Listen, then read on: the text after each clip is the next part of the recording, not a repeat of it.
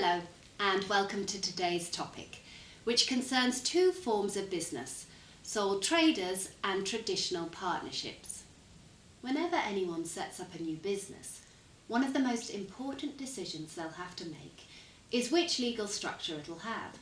For example, at one end of the scale, we have the Public Limited Company, usually known as a PLC. This is maybe the most challenging structure to choose because in most legal systems, setting up a PLC requires a significant investment of money. And once the business is up and running, it's then heavily regulated by company law in most of its activities. Because PLCs are so carefully regulated, there's a lot of paperwork to be completed, and there's also a requirement for a high level of transparency. That means that a lot of potentially sensitive financial information must be disclosed, so that shareholders can see the true value of their stock. At the other end of the scale, however, we have sole traders. They're people who've chosen the very simplest way to start a business. They're self-employed.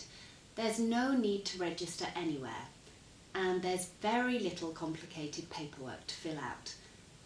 Financial accounts can be kept private, and if things go well, the owner gets to keep all of the profits that are left after tax has been paid.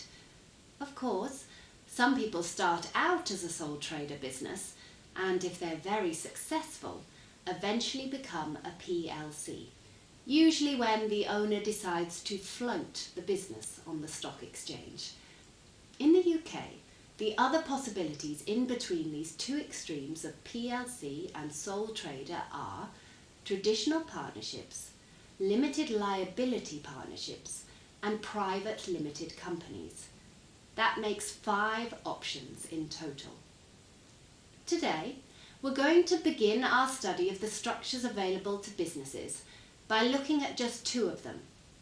So let's start with some of the legal issues surrounding sole traders and traditional partnerships.